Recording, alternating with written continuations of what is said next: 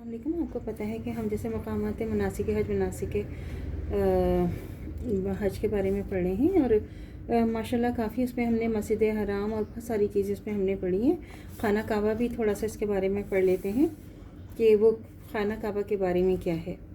مسجد حرام کے صحن میں اللہ تعالیٰ کا وہ بابرکت گھر ہے جسے خانہ کعبہ کہا جاتا ہے، اور جس کی طرف منہ کر کے دنیا بھر کے مسلمان نماز پڑھتے ہیں۔ خانہ کعبہ ایک مربع عمارت ہے جو پتھر کی بنی ہوئی ہے۔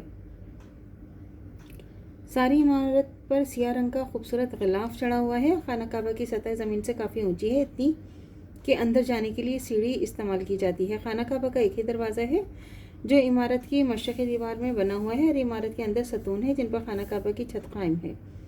جب خانہ کعبہ کے اندر نماز پڑھی جائے تو اس خاص سمت کی طرف منہ کرنا ضروری نہیں، اور جس طرف جی چاہے منہ کر لیا جائے، کیونکہ جس طرف بھی منہ کیا جائے گا اس طرف خانہ کعبہ کی ہی دیوار ہوگی۔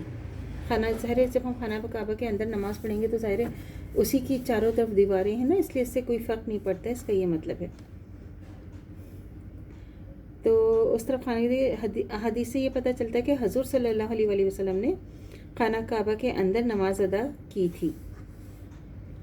حضرت سالم اپنے والد حضرت عبداللہ رضی اللہ تعالیٰ عنہ بن عمر رضی اللہ تعالیٰ عنہ کے بارے میں بتاتے ہیں کہ انہوں نے فرمایا کہ رسول خدا صلی اللہ علیہ وسلم اور حضرت اسامہ رضی اللہ تعالیٰ عنہ بن زید رضی اللہ تعالیٰ عنہ اور حضرت بلال رضی اللہ تعالیٰ اور حضرت عثمان رضی اللہ تعالیٰ عنہ بن طلحہ خانہ کعبہ میں داخل ہوئے، دروازہ بند کر لیا۔ پھر جب انہوں نے دروازہ کھولا تو میں پہلا تھا جو اندر داخل ہوا، اور بلال رضی اللہ تعالیٰ عنہ مجھے ملے تو میں نے ان سے پوچھا کیا رسول خدا صلی اللہ علیہ وسلم نے اندر نماز ادا کی ہے؟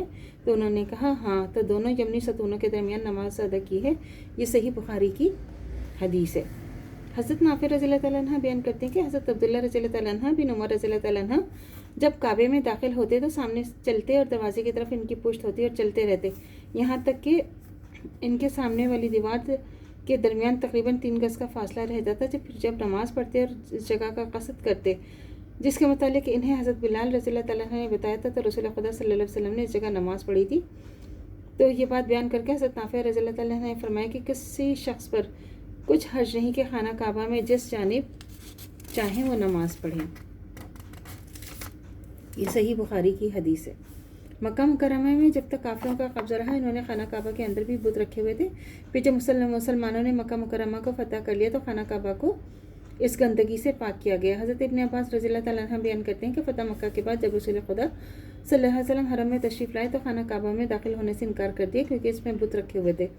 حضور صلی اللہ علیہ وسلم نے ان کے بارے میں حکم دیا تو انہیں خانہ کعبہ سے نکال دیا کر گیا، اور صحابہ اکرام نے جو بت نکالے ان میں حضرت ابراہیم علیہ السلام، حضرت اسماعیل علیہ السلام کے بت بھی تھے جن کے ہاتھوں میں فال کے پالسے تھے۔ اس پر رسول خدا صلی اللہ علیہ وسلم نے فرمایا خدا ان مشرک لوگوں کو ہلاک کرے۔ خدا کی قسم وہ جانتے تھے کہ ان دونوں یعنی حضرت ابراہیم علیہ السلام اور حضرت ابراہیم علیہ السلام اور اسماعیل علیہ السلام نے کبھی بھی فال کے پانسوں کے ذریعے قسمت معلوم نہیں کی۔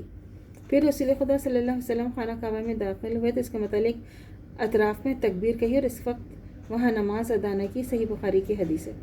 حضور صلی اللہ علیہ وسلم نے اس وقت کسی وجہ سے وہاں نماز ادا نہ کی، مگر بعد میں جیسے کہ اوپر کی حدیث سے واضح کہ حضور صلی اللہ علیہ وسلم نے خانہ کعبہ کے اندر نماز ادا فرمائی۔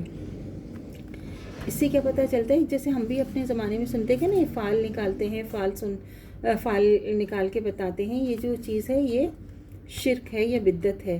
ابھی ہم نے حدیث سے کیا کہ ہماری نبی نے اس کو بہت ہی برا اور اس کو بہت ہی برا سمجھا، اس کو اور بالکل ناپسند فرمایا ہے اور اس کو غلط کہا گیا ہے۔ تو ہمیں بھی اس بات کو سمجھنی چاہیے اور اللہ تعالیٰ سے دعا کرنا چاہیے کہ ہمارا جو ایمان ہے مرتے دم تک قائم و دائم رہے، خاتمہ بالخیر ایمان پر ہو۔